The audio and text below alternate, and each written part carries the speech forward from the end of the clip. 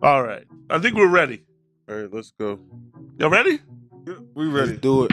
It's going down. Episode 31 31. of the Disruptive Faith 31. Podcast. Doing something very unique today. So if you're watching this on replay, or if you're watching this on YouTube, or if you're listening to this on the podcast, this is going to be very unique the way we're doing this. So we're actually live on our Facebook and Instagram right now. So we'll be interacting with you guys as we're live. So if you see us looking at our phone and visually, that's what we're doing. We're talking about a couple of deep topics today.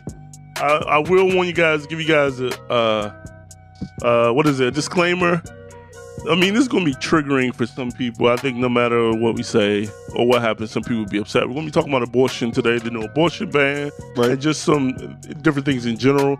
It wasn't what we were originally going to talk about. We're actually in the middle of a series, but I really feel that sometimes as believers, and I was saying this to Fred before, that we're so focused on what we had already planned to do that like the world could be on fire around us, and we'll just be like, well, we're talking about offering today. I couldn't think of anything else, but you know what I mean? So it's like sometimes you got to stop and address the elephant in the room. Right now, the elephant in the room is the Alabama abortion ban. So we're going to be talking about that. Right. We're going to talk about abortion and just you guys' perspective. We kind of put out a big push to get ladies' perspectives. You know, we're just three guys here on the podcast, so we don't want to be sitting here acting like we know everything.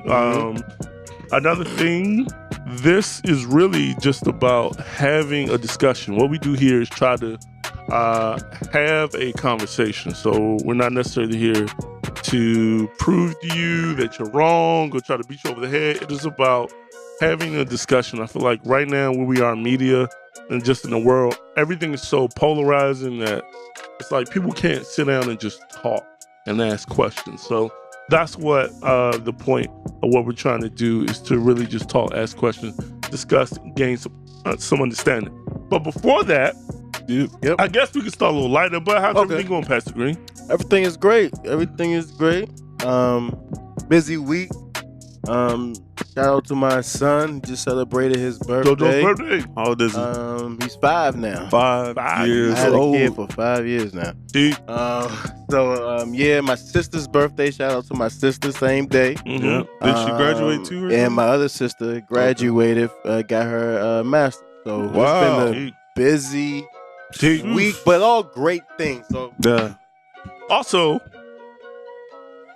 if you're on the Instagram or Facebook right now, go ahead and you think that this would be a conversation that you think others could benefit from, be sure to share this. Go ahead and click that like, and please take a second to hit that share. Pastor Blunt, how's everything going? Everything's good. Making connections, and everything's good. All right. Yeah, everything's cool. Everything's good. Yep. Everything's cool. All right, so let's just jump right into it. Before we get into the deep stuff, let's start out with a hot take. hot take. All right, hot take comes from Pastor Green. He was really upset. He was adamant. He said, we must talk about this. Yeah. All right, we're sticking with the theme of ladies. So ladies, if you're there, I can't see who's there, but if you're there, feel free to chime in on this topic, or else it's just gonna be us three guys talking about it. But Megan Good, I'm not sure if it was an article. I think she had an article in an interview that she no longer goes to church. It doesn't go as much. She doesn't go as much. She's a pastor's wife. She's technically a first lady. And she don't go to church no more because y'all would judge her for how she was dressing. Yeah. All right? And so because of y'all, she don't go to church no more. Yeah. And so, I mean, I'm not sure if it was split, but I'm sure there was some people who felt where Megan Good was coming from and was like, man, those church people are always judging people, right? Right. And then there was some people like, well, I don't know. You kind of, So the hot take is, what do you guys think? Is Let's give it to Fred since he brought it up. Fred. Let's give it to Fred. Fred, what is your hot take? Is Megan Good wrong for the way she dresses? So, I didn't know you was going there. Okay, go ahead. So she's saying, I think Fred's okay with that. Go ahead. I was saying this. I'm good, Dave. No, I think based upon because she professed her faith for a while now. She came out like I'm a Christian, and of course she's married to pastor. I forgot her Franklin husband's name. Devon Franklin. Devon Franklin. So I remember when she first came out, like there was always like this group that just was like hating on her, in my opinion, in some ways. That's true. And you know, she felt some type of way. I remember it was like it went viral a few years ago about you know, they were just up here having a regular conversation, and some woman just stood up and just was like, hey, you know, let's talk about the way you dress. It was just so random, and she kind of almost like broke down and cried. So husband had to come to her defense. Yeah, he had to come to her defense. So I think I personally think it's messed up from what I have seen from the article as far as her not feeling comfortable. You think what's messed up? How people talk about it, or how people talk about it? Well, I'm just again from my looking at the article, for her to feel that way from people saying like or judging her or for whatever. I think that's messed up. I think that's very Christian of you, Fred. But I think you made me forget the question. The question is, how do you feel? How do you feel? The question was, how do you feel about how Megan Good's dressed? Is there something wrong with the way she's dressed? Do you think there is a certain way that a Christian woman should dress? I think obviously there's like I think like the obvious things that we're talking about. All right, I think there's certain. Don't things. say we. Nah, because we could go back to those other episodes that y'all was talking, but I think from what I have seen, and we're talking about just in public, just from a public perspective, I don't see nothing provocative in my opinion. Now, when we talk about movies, that's a whole different subject. There was this super low cut dress in particular that lady was talking about. Okay. It was, you know, super low. I'm just speaking from what I've seen. I haven't seen a. You know what you seen. Tell the truth. I haven't seen like, but from what I've seen, I haven't seen nothing like crazy. You ever seen Megan Good wear nothing crazy? I'm gonna be honest with you. I haven't seen a lot of stuff. I'm being honest. Cool. The stuff that I seen, and I'm Megan Good. We're talking about just in. Okay, yeah, I feel like you have an opinion, but we're talking about just in, not in a movie. I'm not talking about it. Right. I'm not talking about the movie. I think that's a different conversation. Okay. I think that's a different conversation. But I'm just talking about going and do like a public speaking or something like that. And I don't think how she would dress in the movie is how she's going to church. I don't think so. Okay. So that's why I think how she's dressed. Now this is an assumption. I think the way she would dress going to church will obviously not be something that she would wear for a character in a movie. Yeah. And I think because I don't know if I should go here. That's what I would say. I think a lot of people say that. Yeah, but okay. I feel like I should say, but go ahead. Y'all go ahead. You thought you should say what? No. Real quick. Okay. The truth matters says nope. It's nothing wrong with the way she dressed. Okay. There you go. Matters. So the original question was, how do you feel about her stance on not going to church because of how people have been talking to her, or how they've been treating her? I think. You asking that question? Yeah, that's the hot take question. I think. Do I think she is in the wrong? Or what do you feel about the whole? I feel like it's messed up for her. Obviously, it would have to. She had to get so much backlash and so many people talking for her to feel like I can't go to church with my husband. I don't. Or to go worship God. Isn't that weird that your own church? Like people are literally going there for them. Right. Say it again. Like they're going to her church. Mm-hmm. Yeah. Right. They're there for them. They're there for the message and preaching too. But you know what I mean? Isn't that weird that you can't go to your own church? Yeah, that's why I say that's why I think it's messed up. Okay. Cool. Because and I'm gonna say this, and I'll leave it Mhm. alone. Mhm. I think there's we do still have a problem with that as a church, as a body of Christ. Like, we do judge you. Let's not act like we don't judge each other. We all Okay. And we talk but about each other. I think We do. judging has gotten overused. Anything on Facebook? Yeah, we talking about Megan Good right now. Is Megan Good stated that no, there's no comment on Facebook, by the way, but people are just tuning in. I got. What's the question? To ask me what you want. Ask me a question. No question. Stay tuned. Let's make sure we speak up though, so they can hear us over there. I think me personally, It was a guy. Mhm. I think me personally, there's two ways that I feel about it. One, I think, and I was just reading the scripture. It was talking about Jesus, and it basically said the world hates Jesus because what the world does is evil, and Jesus doesn't endorse it. I just totally said that like a Republican, but that's essentially what the scripture says, right? Yeah. So I think there is this sense that whenever people are approached for doing something wrong, so like, whoa, buddy, why are you judging me? And it's like we can't ever just say that's wrong. Now, knowing Christians, I doubt that people have said that in love. They probably said that in the most jerk way possible. I think that people have most said that in the jerk way possible. If we're asking the question, answering and answering the two questions, how do we feel about Megan Good saying that she doesn't go to church because of that? It's just weird for me that anybody uses any excuses for why they don't go to church.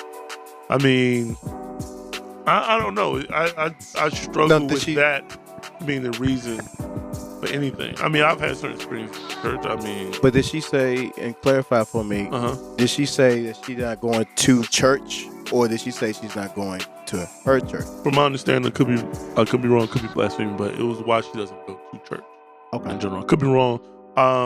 And then as far as do I have a problem with the way Megan Good dresses, I think we're just in a point in society that I personally feel like, and I can get punched in the face with this, I just feel like more Christian women should share their perspective. And I feel like we're in a time where everyone's speaking for each other. I'm just curious for more Christian women's perspective. Would I want my wife dressing like Megan Good dresses? Not necessarily, but I'm not married to Megan Good, and Megan Good is her own person. She can dress how she wants to dress. But can she? See, that's the thing. Yeah, if she could dress how she wants to dress, that's what I'm about to then we say. wouldn't be having this conversation. Yeah. What you mean? She can. So In I guess in theory she could, but could she? The whole thing is, can she dress how she wants to dress without the backlash? I don't know. Of- without the backlash. of church or whatever. and I think that's the first of the question. My opinion. All right, let's start with the first part. All right, I don't think she built for it. Not her body, but her being a first lady. I don't think she built for it. Go and laugh, right?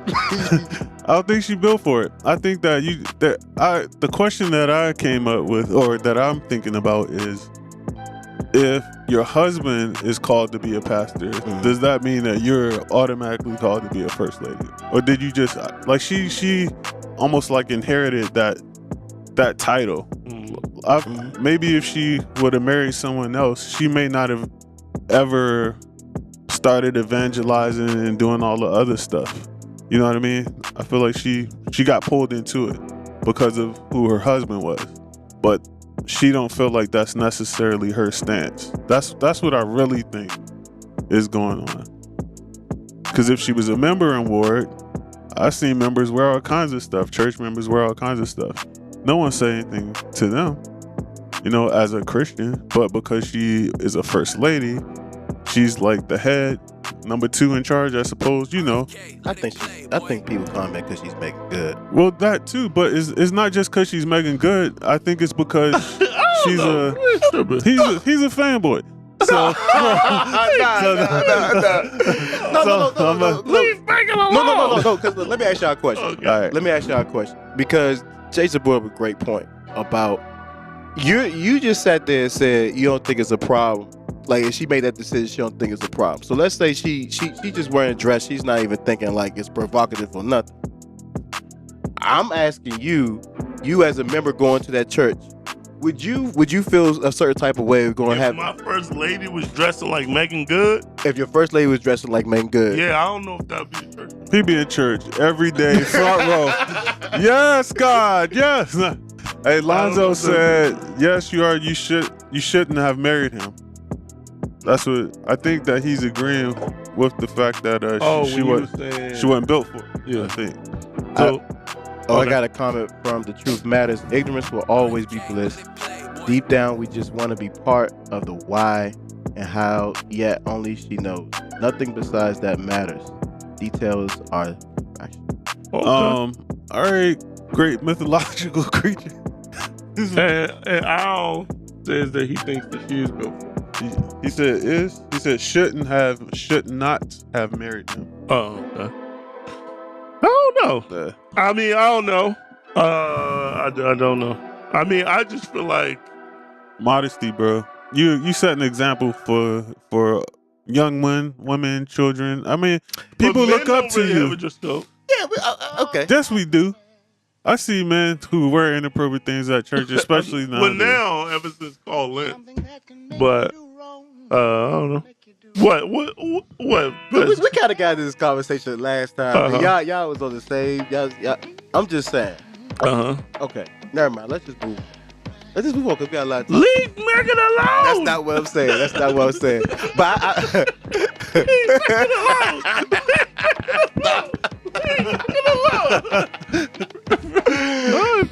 All right, hold on. Wait, let's get this. This is from Sister Jackie Roy. As a first lady, she's a first lady. We have to set an example. It comes with the territory. Exactly. She's an example. I agree. And like I said, she's an example. It comes with the territory. I just don't think that she is built for it. If you complain it, like the first lady has to be the back. She got to have the pastor's back. Like, you know, that's just the battle that came with it. And I think that it looks like the way he defends his wife, he looked like he expected to get this. And he came ready for those questions. She responds like oh, you know, like she was caught off guard for it and she wasn't ready for this fight. Can I say something? No. So yeah, of course you can, bro. No, I guess my thing is that we're going under the assumption that what she was wearing was provocative. We did a Google. We're talking about specific things going to church. I'm going to her church. I don't think we're talking about going. That's what I'm talking about. But we're talking about outside of church. If your first lady, even outside of church, on a regular basis, just like Megan Good. I thought the article was about the reason why she's not attending her church. And I might be misreading this. So the reason why, and that's where I'm coming from. Okay. The reason why she's personally not attending her church that they pastor is because the comments from her congregation, how she shows up. I think she's and that's what putting the banner over church. Okay, so I misread it. That's the context I'm coming from, and if in that context, that's what I'm. So arguing. Outside of that context, if your first lady dressed like Megan Good does on a regular basis, would you have a problem with it? Yeah, I probably had a little problem with it. Oh, okay. Okay, but what I'm saying is I'm going to Kanye's church. But I guess what I'm saying is I don't know how she dressed on Sunday, right? And does that matter? Hold on, let me tell you why it matters. Okay. I'm gonna tell you why it doesn't matter. No, I'm talking about in this context. In this context, we're talking about why she's leaving her church, why she stopped going, because that's what she don't go to church. Okay, well then I'm sorry, I misunderstood the question. I thought it was her specific church. Why she had a problem going to her specific church because the congregants at her specific church was bringing up. And do you think that's going to be any different from any other church? I believe in some churches it would be different because I believe that we talked about this on another podcast that you brought up an instance where all the women in the praise and worship, or most of the women praise and worship, was wearing jeans, but African American women or Right. black women, Right. they told her that Right. she couldn't wear jeans because she wore But- jeans differently. So Jeans that's the is problem. different from. But what I'm using that as an example Uh-huh. is that the only reason why they pointed out that one lady who was wearing jeans Mhm. is because obviously, That's For we different talking about a first lady. but bro. I know. But what I'm saying is, not a choir member. I'm saying that I'm just under the assumption there could be a legitimate case could be made, right? Mhm. That she is not wearing a provocative dress at all. But just like that lady with the jeans, because she's curvy. because she's curvy, or No. because no, Sit down with the missus and Google Megan Good. See if you feel uncomfortable. no, I'm not saying outside. I'm just speaking from a specific instance, this church instance. I don't know how she dressed at church. I'm just talking about this. It's not about how she dresses at church. It's how she dresses outside of church In general. that the people have an issue with. I just want to clarify. My opinion was under the framework of this specific church. It wasn't a framework with, in general. All right, I'm sorry, Pastor Green. Any other? Leave Megan alone. This is what I get. They always clown me, but it's all right. Any other comments before we wrap up the road? Nope, we can go ahead. Wait, It's the same guy. Yeah. Proud of go what? Oh, he did Fred it. said, I'll be all. I'm not gonna. You gotta read the whole comment first. Okay, I'll read the whole comment. I'm gonna be proud of my Come on. deep mind. Hey, I mean that's true. Hey, Everybody else shouldn't be getting peaks of it though. Yeah. Yeah. Okay. Anyway, All right.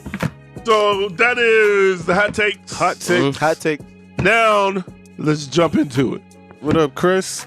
All right. So we're talking about the issue of abortion, the Alabama ban on abortion. Man, other states are And hopping on. other states are hopping on it. Some people believe that they're trying to overturn Roe versus Wade. Yep.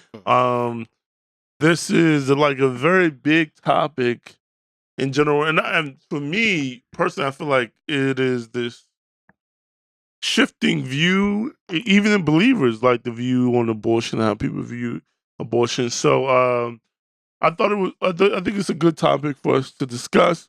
We'll love if some ladies could interject, give us their thoughts, Yes. their perspectives. For those who don't know, Alabama is among other states have reintroduced stricter abortion laws. Alabama actually has one of the stricter abortion laws where they don't even give exceptions for incest and cases of rape. That's right. And if the doctor This one. does the abortion, Yeah. he can face up to 99 years. in jail. 99 years in jail. Even though Alabama kind of acknowledges it's not something that they can really enforce. But and so this has got everybody upset. Like, you can't tell women what to do with their bodies. Some people have even gone as far as calling it an attack on women. And so it's a very polarizing thing where we are in our country as far as dealing with abortion. Yeah. So it's not a comfortable topic to talk about. Definitely not as a man, because right now we're in a state of such extremes, right? So if you say you're for abortion, then you're viewed as extreme left. If you're against abortion, then you're an extreme right. And then it seems like people can't sit and have a conversation. It seems like Or we're an being opinion. led, or an opinion. Yeah. It feels like we're led by narratives, and so whichever stronger narrative, everyone just kind of jumps to the narrative that wins them over. So, just wanted to take the time. But this being disruptive faith, it's important that as Christians we have these uncomfortable conversations. We don't run from it and we don't ignore it. So that's why we're having the conversation now, and we're having it here. So, I guess, what do you guys view on the? You just want to go straight abortion first? All right, what do you guys view on abortion And yeah, what are you view on abortion? Let's start with Pastor Jason. Before I say that, for those listening on Facebook Live, please put your opinions and your comments down on abortion in the comments so I can read them out. And even you watching this on replay, put it back in the comments. We can read it. Also, I do want to give this prerequisite on just the things that we can definitely agree with. There are plenty of people in the world who have abortion. This is not about. I think we can all agree this is not about judging people who had abortions. Yeah. Other people have done other things that could be considered sin, or maybe are even clear sin. So no one is judging people who have done different things like that. I think as believers, it is important that we have this conversation in general. So, Pastor J. So, just my stance. All right. So my stance is that I guess there's three major choices. There's pro-life. There's pro-what? Choice. And then there's against abortion, period, right? Are those the three? Pro-life, pro-choice, and then there's one more. What's the third one? There's one more? I don't know what's the third one. Breaking news, there's a third option. I thought that was a third option. Nah, I don't know. Either pro-life, pro-choice. You're either a Republican or you're a Democrat. Oh, come on. You're a Redskin or you're a Cowboy. So pro-life is when you say no abortion, right? Right. Pro-choice is when you're in the neutral. Pro-choice is no when you're for abortion. No, that's not true. That's the problem. We have so many narratives that we don't even know which one is. Pro-choice is definitely for abortion. All right, well, because it's for a woman's right to choose. To choose, right? Right. So, all right, so bam, I'm about to throw it off. We got a comment. Is it the same guy? Mm-hmm. All right, we're gonna wait then. Holding us down. Thank you. Appreciate it on IG. So, I am pro-choice, but I am against abortion. I'm not for abortion, but I am pro-choice in that everyone has a choice in life to do. I mean, God gave us free will. That's a part of our DNA, or not our DNA, but our makeup, is that He gave us the right to choose and make choices, whether they be right or wrong. We still have that option. And I feel like saying you can't make a decision is almost anti what God put in place for us from the beginning. Mm-hmm.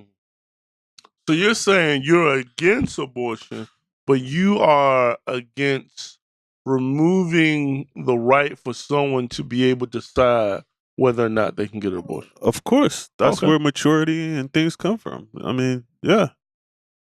Okay. Pastor Green? I am against abortion, but as I was thinking more about this topic, the specifics that we talking about as far as incest and rape, I started thinking to myself, like,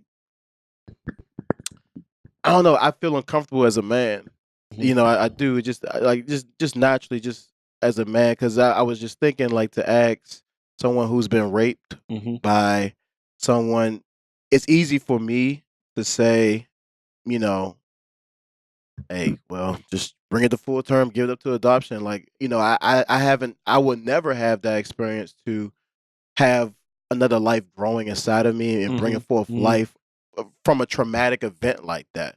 So in those specific instances, as far as, you know, raping up stuff like that, I'm gonna be honest, I have, as I think about it, I'm still against abortion.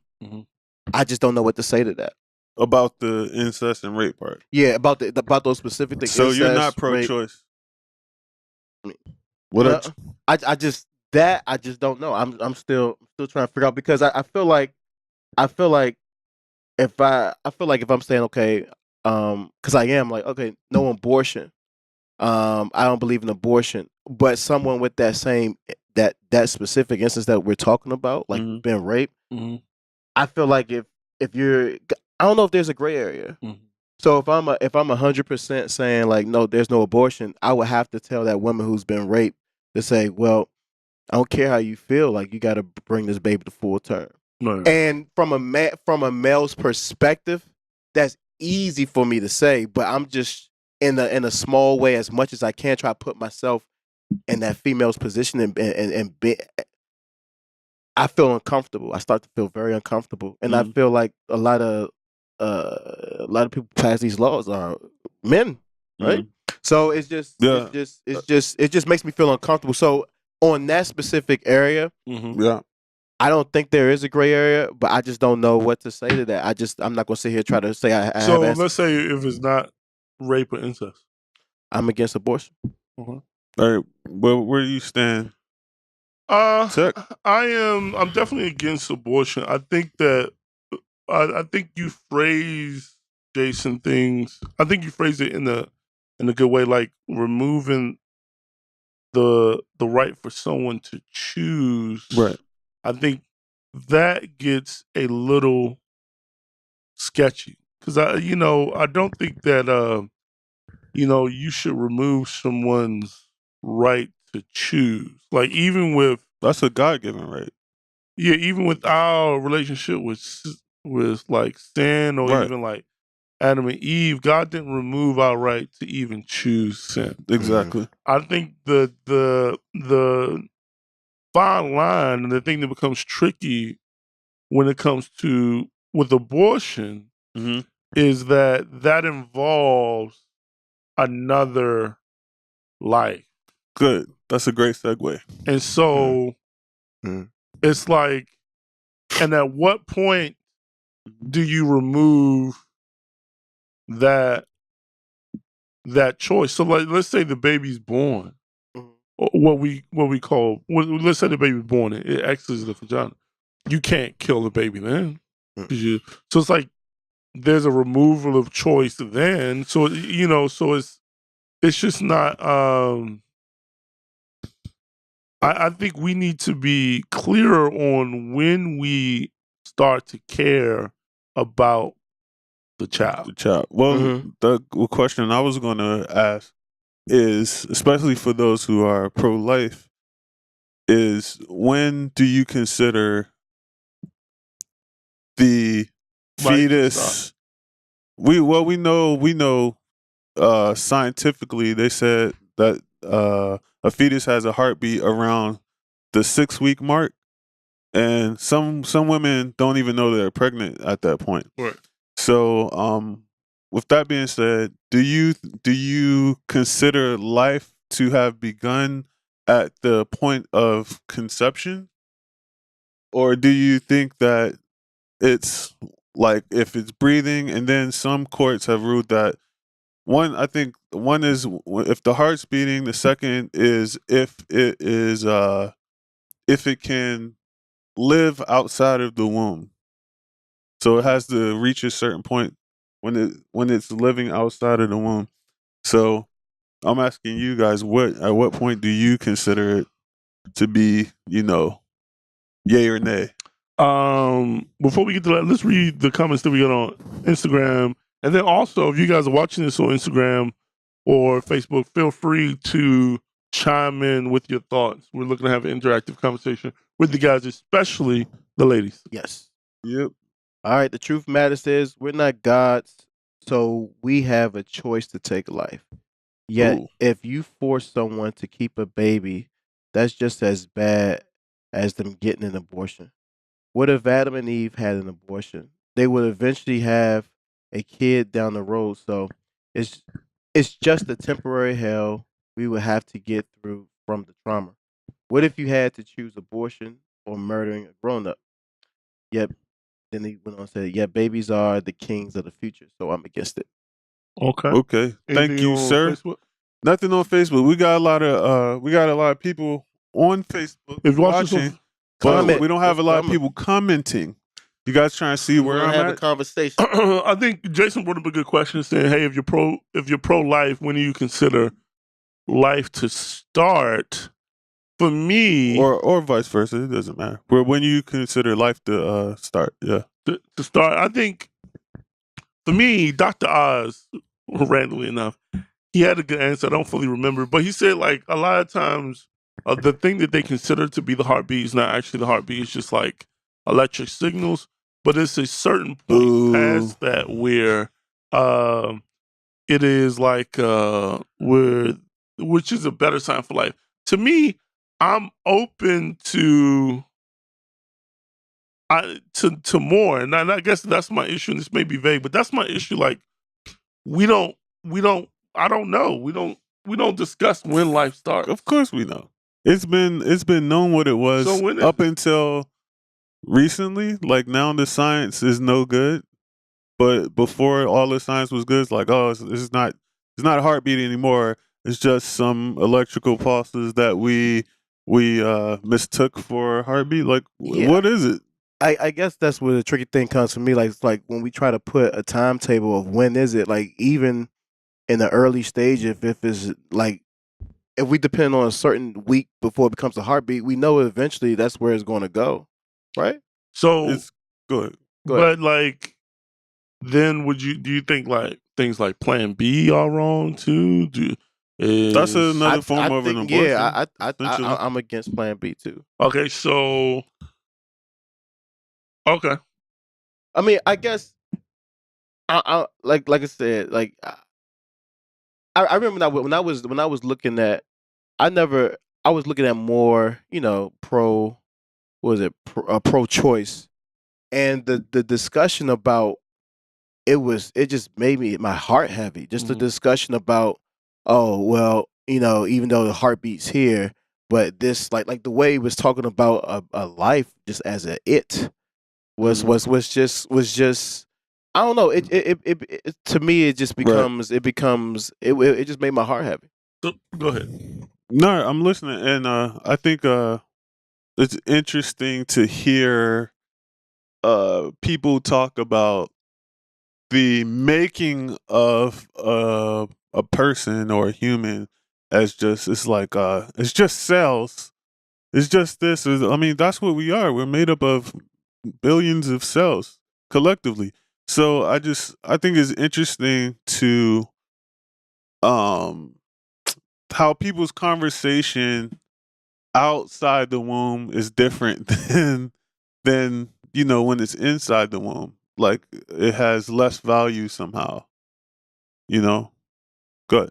I would like to say this. I did hear one great point, which is about the people from the other side of crazy. Sorry. Which one is it? People who's pro choice, right?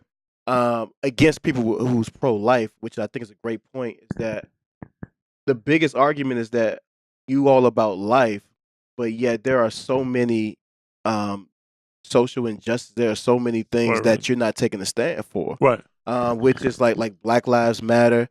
As far as like we got the immigration and all this stuff. See, I think that's because it's political. Because when people see pro-choice, they automatically think white evangelicals. They automatically think white Republicans, and those are the people who typically who are not involved in like matters of social justice. I think a question that arises a lot of times is a lot of people say, "Why do you care so much what a woman decides to do with her body?" And like, why do Christians care so much about abortion when it's not even in the Bible? What? Is it?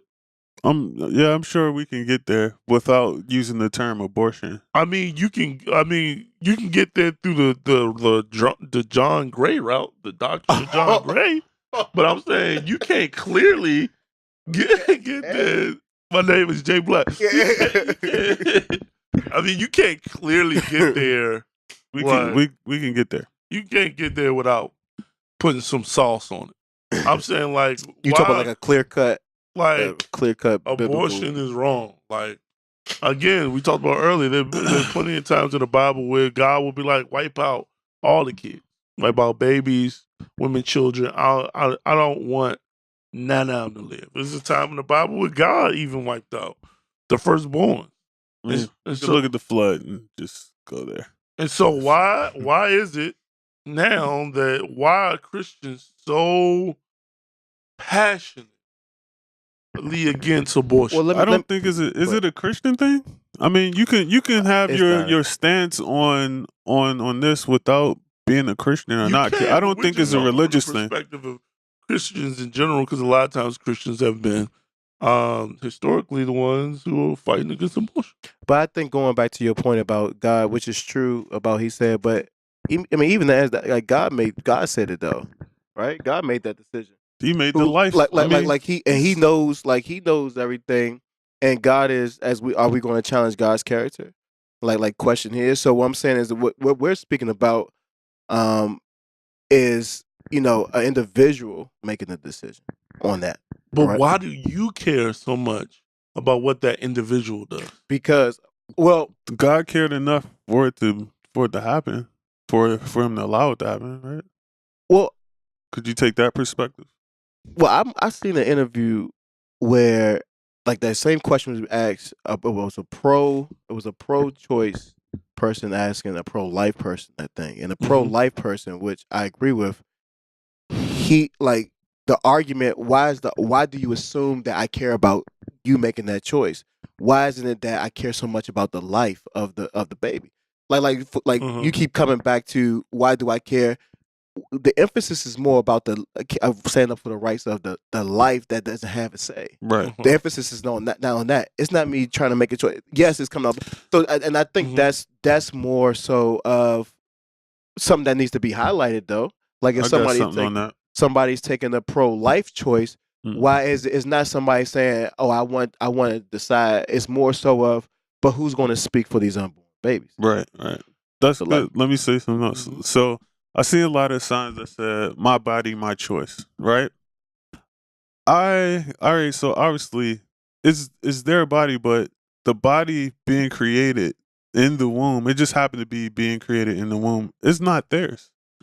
That's some totally other different person's body. I think that what you do with your body is cool, but what you do to someone like he's saying the voiceless, what you do with theirs, that's a whole different question, right? Would you agree with that?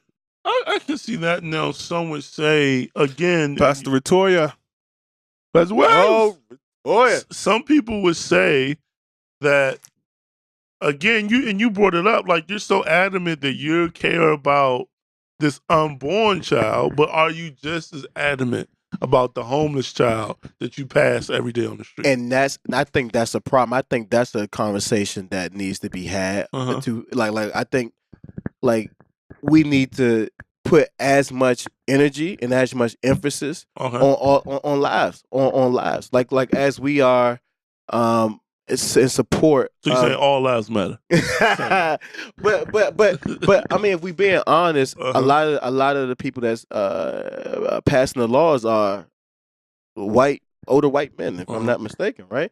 So it's just but those same people don't support, like the stuff that we're talking about, Black Lives Matter and all this other stuff. So it almost come as contradictory, and I think that's more so of, and plus us as we need to look in the mirror. It's like, okay, yes, we support life, yes, but we need to champion in all areas to be consistent. And I think that's the part that where people outside looking in that kind of looks at it's like, hold up, you supposed to be pro-life, but there's a epidemic of sex trafficking that you're not even speaking about, that you're silenced about. So how can you? So are you really about life? And that's when the conversation gets twisted. Like, nah, I think you're just trying to control what I do with my body. Right. It's not about pro-life because I don't see you consistent with that in every area. So I think that's a bigger conversation that we need to start doing. Is like to remove that inconsistency, remove that, and just start focusing on, all right,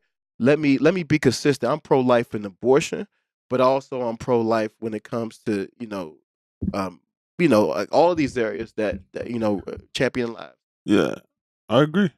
I agree that we should be all around. I got another theory too, but before that, we're called as Christians to do a number of things, and part of that is part of the argument for having abortion is I want to say convenience. I mean, a lot of the times I think it is convenience, but some people talk about the economic structure in which the child will be born into. I couldn't think of a plainer way to say it. Where they wouldn't have the means to take care of the child. So that would be abortion is an option for them, right? But then I think that the church, we're supposed to, visit the sick, the homeless, the orphan was mentioned in that too, right? So if the church were super active in the other areas that you mentioned, then having the orphan wouldn't be an issue because they have somewhere to go. Yeah. Wrong? What do you think about that? Yeah, no, I think that's true, and I'm trying to stop using the B word because Pastor Blunt doesn't like it. Yeah, I don't like a few things. It's so aggressive. CBL, sorry. But like, the church is the cause of the abortion epidemic. I think like that, like you're saying, like we love to fuss at you when you do something wrong, but we don't want to give you no help around it. So it's like, so what's the other option? Don't have an abortion, but when you have a baby, you just gotta work it out.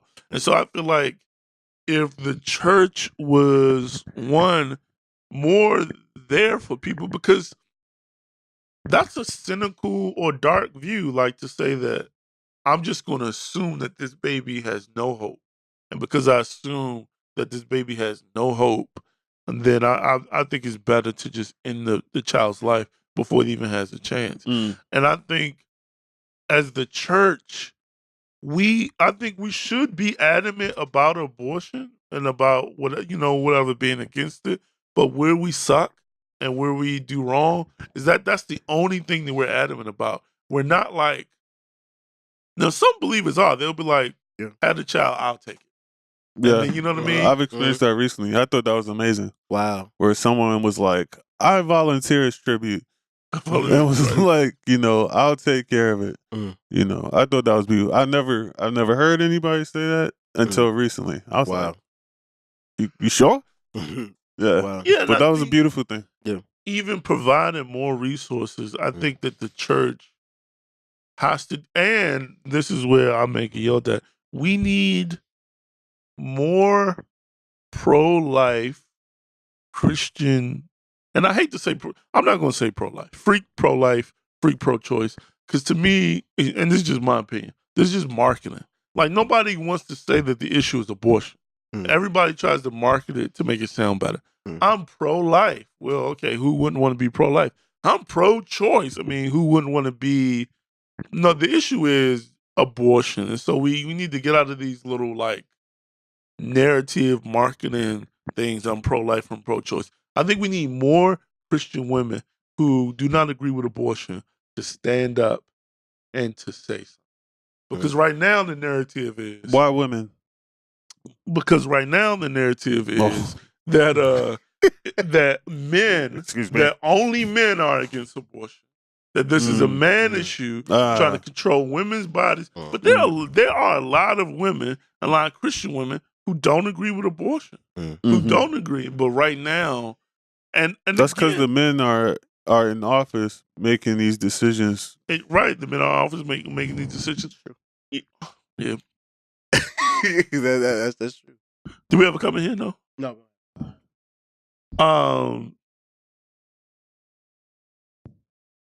I just had a complete brain fog. Pastor Jason, you getting ready to say something? I wasn't.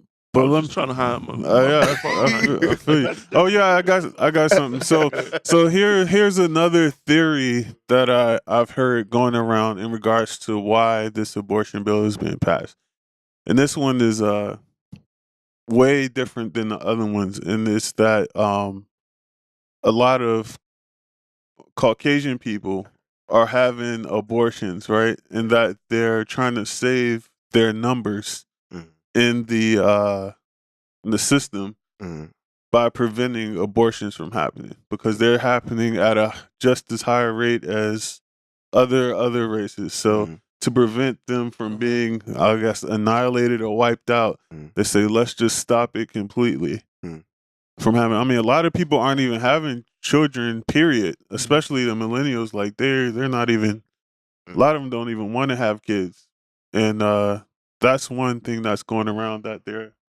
It's a race thing. Save our race situation. You heard that? Yeah. I mean, I personally don't think so. I just think it's arrogant. I do think it's arrogant. Maybe white evangelicals are arrogant. White politicians, I just who are, I think in everything, not in everything, but I think in both sides is a little bit of truth. I do think there is a part of control where they are trying to control women and are trying to control. I do think, even though I believe abortion is wrong. If men could have abortions, I don't think abortion would be a debate. I don't think as many men would have a problem with abortion if they could have it. I don't even want to think about that. No, what that would look like. I think men would make it it wouldn't be that big of a deal. They'd be like, it'd be a bar at every corner. Yeah, but now because it's not a man issue, so women's like, y'all women are the worst thing. Now, granted, I think abortion is wrong. I think it's wild that we're at a point in our world where, like you guys said, we don't see there's a human being inside of you that, at some point, like both sides always deal with the extreme, right? So like people who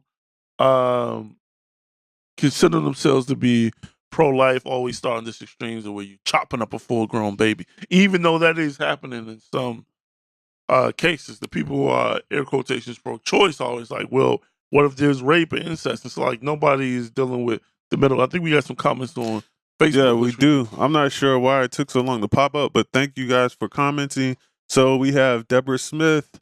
The same class of people that are against abortions are also the group that won't allow the purchase of birth control through the health plans they supply to their workers. That's interesting. I guess what forms of birth control? I mean, I think that men, we have the easiest form of birth control. We just need You just jump. Just a condom. You can find them anywhere if you don't want to. He said, "Oh my gosh." And you thought it was gonna be. You thought it was gonna be me. I told you I was good. Yo, it was tight. You got the easiest form of birth control. You got. Watch out! All right, I'm sorry, I'm back. But no, that's a good point. Now, Fred, do you not agree with birth control? I mean, I'm trying to. Okay, say it again. You not agree with birth? like you. All right, then we coming back to the comments. If you're on Facebook, keep commenting because apparently there's a delay. So we are getting them. So we're not ignoring you, but there's a delay. But on that first comment from Deborah Smith, which I think is a great comment because that is true. You mentioned that you're against Plan B and stuff like that. Are you against birth control? Yeah, that's a good question. Good question. Now, if we being 100 honest, no, I'm not. So what's the difference between birth control and Plan B if we're talking about life? I know. I don't have a chauvinist pig. Well, what you think? I'm not against birth control. I'm not against birth control. What's the difference between Plan B? You playing against Plan B? Plan B is like the next day. I don't know enough about Plan B to be against it, but if Plan B is the next day, like you just did it, usually in effect because there was no Plan A. True. And I think that men. All right, so I think all right, because it's so easy. All right, so I'm all about.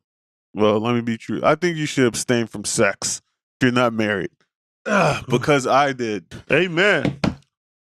Abstainers in the building. Let me tell you something about my honeymoon. Okay, let's stay focused. Okay, all right. Watch out. Anyway, right. They can just abstain from sex if you're not married. And then on your honeymoon, watch Matt Murdock after you get done. All right. Okay. So now you should abstain from sex. Go ahead. And then, all right. So, this is a men issue. This is a man issue, I think. Because men have it so easy. We got it easy. We have it so easy to prevent pregnancies. And we don't got to carry the baby. We don't have to carry the baby. Like, the least we can do. We got the best part. The least. You get the electricity. You on the day, bro. I you on think you today. pregnant. The least men can do is strap up. That's the least you can. Bruh. If you're gonna go out there and do and have sex You and got it easy, be bruh. promiscuous, the least you can do is have protection on you, especially if you do not want to have a baby. Now, if you That's the believe it, you least you should can keep do. your thing in your. You Yeah. have to abstain. Even though that's a separate conversation, because 99% of Christians out here getting it in. But what I'm saying is that this is a part because it's mostly our fault. Mm-hmm. It's mostly our fault as men. Men got to do a lot better at. There would be no abortions or a lot less of them if Plan A was in effect. And not to cut you off, sir. Go. But this is like the not to cut you off comfort shoulder hand. A lot of men, which we don't talk about, pressure women to get an abortion. So like we talk about being pro-choice, but like, and this not happens all the time. But you know, men, we be doing some sneaky stuff, and then we act like, all right, my bad, Jason. The comments and everything. Let's go. That was a great point. That was a great point. Deborah. Yeah. So Pastor Ritoya says the body being created in the womb is not their body. It's a new person's. Okay. Thank you, Jay Blunt. Hey, okay. Thank you, Jay Blunt. Oh, you did? Okay. Amen. I had to get my piece. It says, I agree there has to be a conversation about other social issues. Shout out to Light City. And then she said, that's so true, Eric, but because it's late, we don't know what was true. You said something good. She agreed with you on. But I just think men have to do a better job. We're partly to blame. For what's happening. And then I agree. And we don't be out there picketing or nothing, man. We don't be out there picking it. And then men are the ones making the decision laws. Like, and this is why this conversation is so important, right? Because from a distance, you see the topic of abortion. It's so easy to throw stones at it, right? Again, personally, I believe that abortions are wrong. I don't agree with abortions. But when if you don't engage in the conversation of trying to get better understandings, you miss the role you play. Like you play a role because we're at a point in America, and this is a common thing when it comes to homosexuality, when it comes to a lot of issues that Christians have a problem with, is when these people needed help, you wasn't there. You weren't there. Wasn't there. You had nothing to say. You were just kicking them while they were down. And now that they up and they've decided this is the way that I've chosen to help myself, and you disagree, and it could be wrong, could be right, could be wrong. Now all of a sudden you're like me too. A lot of men weren't saying that when women felt uncomfortable. Now that we feel uncomfortable, we're like, whoa, we got to find a balance of this Me Too thing. But we weren't concerned about it until it affects us. So I think even with the thing with abortion, we got to do better. We have got to do better instead of from the beginning, from the jump, instead of being proactive. Yeah. So let's look at. I'm sure a lot of young girls are having abortions too, right? So that goes to education, and I remember when I had my child.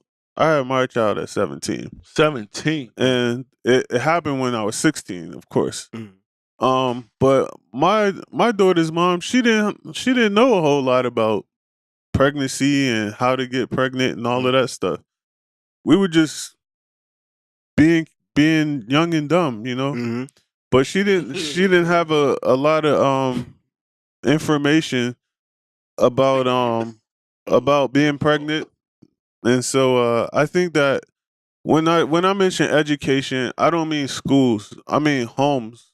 I mean moms and dads having sit-down talks with their children about exactly what sex is, what it looks like, what happens as a result of it, physically, mentally, and then how to prepare emotionally in the event of.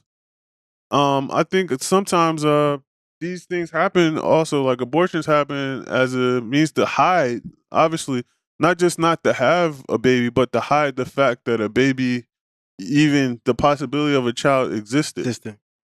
You know, so out of fear sometimes, you know, how will I be perceived, or how and especially young, you know, I heard a number of cases where the parents of the daughter would be like, no, you can't have this baby, you know, you got too much going on for you, and you know, we have plans for your life, so no, you can't have it. So I think that real conversation, no more birds and bees, talking about real things, you know, real upfront conversation, because if you don't, they're going to learn about sex on porno sites. Right. Very true. A lot of kids' first introduction to sex is via pornography, and not via a parent having a sit down conversation.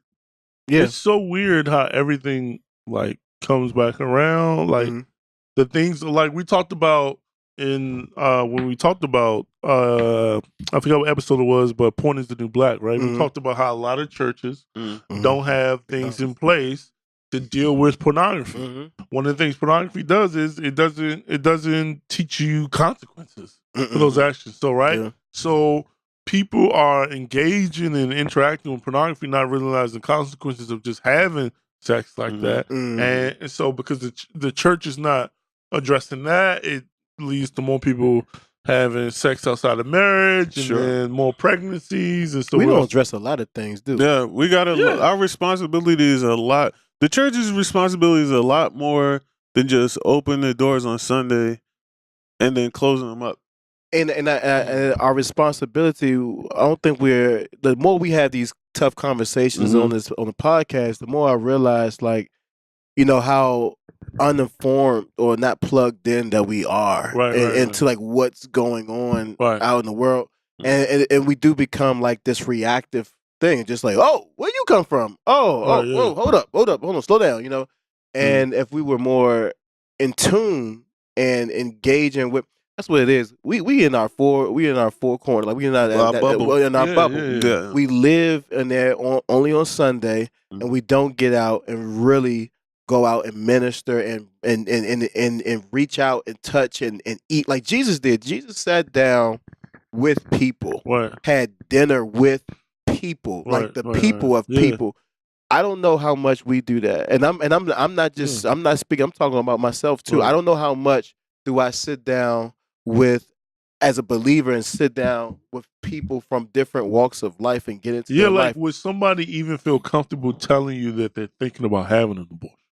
Right? Do you have enough relationship with anybody that they will sit down and talk to you? Like, as the church, we've made Sunday the main event, when the main event should be the work. The main event should be the engagement. But we've made Sunday morning the main event, and all the other stuff just the accessories. You know what I mean? Right. So, but when it's time to complain about something, then we're like, we need the church is like the first Twitter. Like, we were like the first people to feel like complaining does something. Like, it's like this is our fault. I feel like the more like it is from our inability to really, like you said, engage with people and be there with people, has caused the problems that right now we're complaining about. Like, I feel like the church is the church making Sunday, revolving around Sunday morning and making it such a show is a big cause of a lot of stuff that we're dealing with. Pastor Jay? No, I agree. I'm just thinking about how much more we have to do. All right, so now here's the thing. Here's the kicker for everyone listening. Here's the kicker. You ready? We are the church. Yep. The church is not a building. It's a people. So if you're looking for the church to do something, let me tell you where to go. Go to your local restroom. Amen. Stand in front of the sink. Come on. And when you look up, you should see a mirror. I'm talking to the man in the mirror. You say, "Hey, church." Come on. Hey, church. What'd you do today? What did I do today? Come on. Well, let me ask. Go ahead. Let me piggyback off of what you said. So Go let ahead. me ask this question then. When we look in that mirror Yeah. on this specific topic, since we are the church, Mhm. what do we look in that mirror? What is the answer? Or what steps can we make as a collective group Right. That's a good question. to make steps? Because there are people passing laws. Right. Yeah. Right. But I feel like it's just to say, like, what do we say to ourselves? What can we do? Like, what's the step? The move.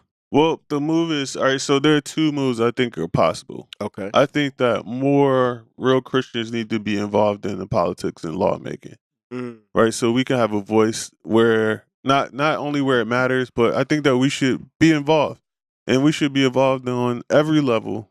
I think locally and wherever else, so there can be some say. Now, of course, bills are passed by a majority, and we might not be the majority. But if there is a voice, then I think that's one step.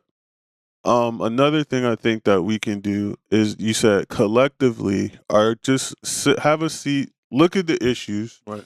that are hurting the community where you are most. So that takes just a tiny bit of digging and Right. Googling just to find out what's happening in your local Do your communities, Googles. and then just attack them one by one and try to set something up, whether it's a person or a group that can handle smaller issues right. at a time.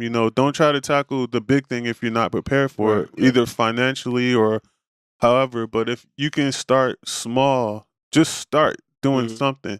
I think that a lot of times we look at the big picture and say, that's too big, so I should do nothing. Or I can't do anything because it seems too big. Yeah. But I think if we start small and just have a conversation and say, what things or things can I do to impact this area or this piece or whatever, a little bit. Like, Yeah. where can we help a little bit until we can help a lot? Yeah, you Go. can do something, and if everybody just focus on that something that they can do, Yeah. I think over time, we can make things better. I think another thing that we need to do. Well, let's see. I think we have some comments for us today. Yeah. Hey, Tasha Marie says the other issue is that if there is a ban on abortion, she's at the beginning. Oh, she wrote, okay. If there is a ban on abortion, there should be more financial help in place. Right. If you are stopping these women who are not financially ready to care for a baby, they should receive child care benefits, affordable housing, etc. Right. Yeah, that should be in the law too. I agree that Agreed, should Tasha be. Marie. I think that will create other, I won't say other issues, but of course there'll have to be some red tape involved as proof, so people aren't taking advantage of the system, just like anything else, I suppose. But I think that's an excellent idea. Will it happen? Probably not. I think it's going to be up to each state to decide where they go or how far they go on everything. Thank you, Miss Tasha. Go ahead. Yeah. I think too, and some people may not agree. I think Christians have to leave the Democrat and Republican parties. Like, honestly believe it's just like if you ever like I don't think that's gonna happen, Chuck. I don't It's a facade. I think that we do though, because let's say it's like the Redskins, right? And I'm gonna call the Redskins trash, right? Okay. Something inside of you, because you're a Redskins fan, is gonna say Redskins not trash. Don't matter how much they not true. But go ahead. I get what you're going. I get where you're going with. Redskins are trash. Yes. They are trash. Good. Yeah. And they're racist. But like it's like when somebody is your team, there's this sense Die that hard. I gotta defend them because they're on my team. And then just being honest, sometimes Republicans have made it hard for African Americans to support them. Yeah. That a lot of African Americans are now on Democrat teams. So now that's my team. This is where we are. I think for a lot of Christians, this is my opinion. If Jesus Christ himself came back and was like, I don't like abortions, they would be like, Jesus, you're too close-minded, Jesus. Like, Jesus, come on, you're being... And then also think that, like, for Republicans, if Jesus came back and he was like, hey, Black lives do matter, I think they'd be like, whoa, what do you mean, Jesus? All lives matter, Jesus. Like, we join our teams and then we make excuses for their behavior. And then Christians have gotten too caught up. Like, you should participate in your elections and you should participate in your votes. Mm-hmm. But we have gotten too, like, definitely since Donald Trump, our anti-Trumpness has brought us into, like, we're so busy fighting against, I mean, again, this, and I'm sorry, so many thoughts come to my head, but the scripture says we fight not against flesh and blood. During 2016, I feel like we kind of forgot that, right? So now it's like sometimes we are left or right, we can fight so much against Trump or whoever, that now it's like, yo, this is the party that we rock with because they're anti-this and we are also anti-this. But I think we need to be like, no, I'm a believer. I feel like we're like Peter Pan and Hook. Like, we came into the world, fell in love with the world that we were supposed to save, and now that we forgot, we identify more with our political party than we do our faith. I agree with that. Yeah. No, person, please. No, I agree. I guess that becomes tricky. What do you mean?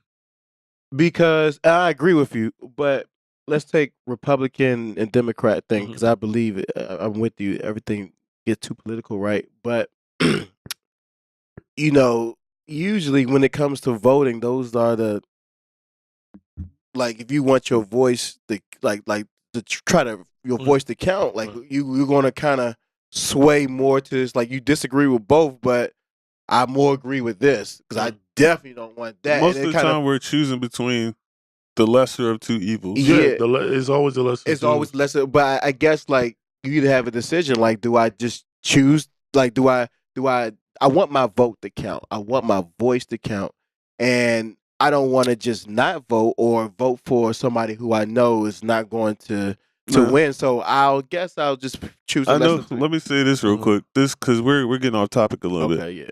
But a lot of times, cats say whatever's necessary to win the vote. Yeah, one of them get a freak about it. But once they actually get in, oftentimes things change. So I think that as a whole, that we should rely a lot less on the government. Systems should be placed, I'm talking about the church, where we don't have to rely on them so much. Like she said, healthcare, not healthcare, but Tasha mentioned daycare or childcare for the babies. Come on. Like, if the church was in place to either have daycare or some type of assistance for single and expecting mothers, and then put them through a financial literacy program and things like that, so that they're not just housing people or just putting a Band-Aid over a bigger issue, but building people up so that they can actually go out back into the world and make better decisions in life. I think that's a system that no one would have a problem backing and giving money to. Maybe Jesse Duplantis don't need that jet. Maybe he can take that $60 million and put it into some type of nonprofit organization. Well, see, that's the thing. The other issue is that a lot of times people don't even look into issues until it hits home. So if abortion isn't an issue for them or him, or not an issue necessarily for their church as a whole, then it doesn't bother me, because that's not my issue. That's your issue. I need to get that jet. Maybe Sneakers and Preachers, Yeah. Take off your $5,000 Yeezys. She said, "You are preaching, Eric. No one wants to hear that. It's so late, we don't have a clue as to what." War! Pastor Martin, what you going to say? What? I mean, Pastor Green. I had to do that thing. Sorry, Pastor Green. No, I guess kind of like what we all saying is, like, I think it's more so of I don't know. We got I guess be more open. I think we have a lot of ministries, but it's kind of all the same thing. I think that's like a unique thing to kind of think about. Like what is going on? I said this before. Like what is going on that the world is dealing with, that the world is talking about, and instead of being reactive, like how like let's follow a trend. Like what is like before it happens. Like what can we set up? I can tell you the next trend right now. I'm sorry. Go ahead. Well- I'm round up. No. Yeah, what's the next trend? Children get molested. The church is silent on children getting molested. Which Children church? are getting raped like crazy, and the church is not saying anything. All right, so when you say the church, when I hear molestation, the first thing that goes to my mind is the Catholic Church. With the trash, pick it up, throw it in the trash, get rid of it. I just think like I agree, and that is something that the church needs to be better. They need to be proactive to see. Now there are organizations and Christian organizations that are like, Yeah. trying to do things, but I'm saying just as a whole, like we'll be on. With that window because I'm about to jump out. Okay, All we'll right. be on. Okay, this is faith, or God is making people in my church laugh, and then that's like the whole thing that everybody trying to get little gold dust to fall on your head. Okay. But like people getting raped. Yeah. Like no disrespect to God or anybody. Like gold dust is cool. If you ask me, God, do I care more about What is gold dust? No, that was like a big thing. Like, oh, God is making dust, gold dust fall on me. I don't know what channel you be watching. Bro, that's like a thing. Zach be You on never all heard those of the crazy- little gold dust thing? Zach, I think I heard of it, but I think it's because you showed me some years. Was it a Bruh. long time ago? It was, and then or like where people be like those things. We're trying to get these manifestations right that make us feel like we're experiencing the power of God. Mm. But what if the power of God is feeding the poor? What if the power It of is. God is like, thank you, but we're looking for like, no, God came down and he wrecked that service and Okay. and I was just I was laughing and all these. Because It's not cool. one thing Look cool. because one thing requires our participation and one doesn't. Essentially, Look, come on. Yo, When we gotta participate, when we gotta be active, That's you true. felt all that muscle back. Is that what you call it? when we have to be active, Like when we have to be Texas Roadhouse roll. active, then there's an issue. You know, yeah. when God's moving on our behalf is one thing, but when He requires our participation, then it's a whole nother issue. Yeah. Now we got a Yeah. problem. Now it's about convenience. Now it's about my obligations, my funds, my everything. You know, me, versus Him through me. I think that I think we got to do a lot better, and with the church has got to focus more outwardly. Going back to and so even that, like like the children, I feel like it's like pedophilia is a big thing that we talk about here and there, but as a whole, it's just not. But what if the church? What if that was the next move of God? We're going to deal with pedophilia. You know what I mean? Or we're going to deal with single mothers. Like there is a requirement for us to take care of widows and single mothers. But are we as big on that as trying to seem like we are anointed? I feel like we're doing a great injustice, and then when those single mothers, Single Katie late. said it here. When those single mothers feel like they don't have any hope and they choose to get an abortion, we're like, whoa, what do you do that for? Yeah. But it's like, yo, you made me feel. I can't say you made me feel, but when I was needed help, you weren't there. So I think, as a church, we gotta do more. Like I can't, and this is good. This conversation is helping me. Like, Yeah. I can't do. I don't. It's hard for me to get with the narrative that this is like an attack on women and like, but I do think that there's more that that this is the church's fault. That there's more that the church could do if we really wanted to impact abortions. Like, what if, I forgot which one y'all was saying, but what if more is less? You know what I mean? Like, what if you had a smaller church building, but you had a fire apartment building for single mothers? You know what I mean? Like, sometimes we try to go for the bigger thing and miss the smaller thing. Like, I remember we were having a Bible study with someone who would not come to church. I was thinking about this recently. We were going to their house having Bible study, and they were growing in God. They started first listening to the audio Bible, and then they started reading the Bible, and they started praying. But, you know, because of the experience with church, she just wouldn't come to church. Because she actually got pregnant. Church did what the churches do when you get pregnant and you're in church. So now she don't go to church anymore. So we were having Bible study at her house. We had the opportunity to start a youth group Bible study. And so we couldn't do both. So we just started the youth group Bible study. It was like, why don't you just come to youth group Bible study? We'll just combine it because you wanted to do this fire youth group for Jesus. Well, long story short, nobody came to youth group Bible study. She, because she wasn't at a full place of maturity yet, you know, to have her drive out somewhere just wasn't going to happen. And then we ended up not doing a youth group, and we could not get her to back. And so, what if in trying to do my grand thing for Jesus, we're going to have this powerful youth group? I missed the most important thing was just sitting there with this one person, discipling them to a place of maturity. And so, you know, sometimes you gotta fall back and trying to do the grand thing and just do what's in front of you. Yeah, I agree. Yes.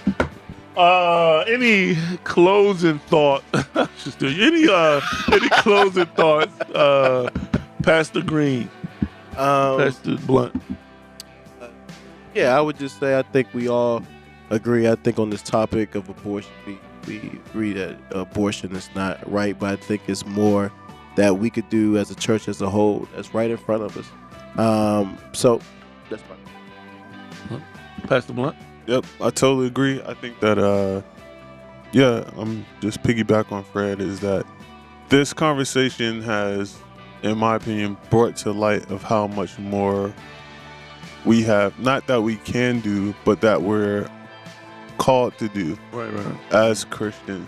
You must, and that we're called to do these things. I think it gives light to that we have to do more about being prepared. Like, church is not a club; it's like a hospital. You know, people are going to come there in need, and we have to have systems in place to take care of those needs.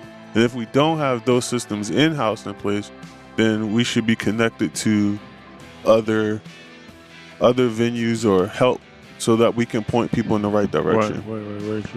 Very true. All right, so this is episode 31 of the Disrupt Faith Podcast. Thank you for listening. Thank you for everyone who has responded and been interacting with us on live. This has been a great thing. I think we made it through. All right. You guys be blessed. If you're watching on YouTube, make sure you hit that subscribe button, tap that like, and tickle that bell. Ring the little bell so that way you get notifications when we have new episodes. If you have not subscribed to the podcast already on Apple Music, Spotify, wherever you can get podcasts, make sure you go subscribe. Hit us with a little review. That would be a blessing. And that is it. Also, let us know your comment section if you watch this whole thing on the replay. Let us know your thoughts. All right, yes. You guys be blessed. And we are out. Out.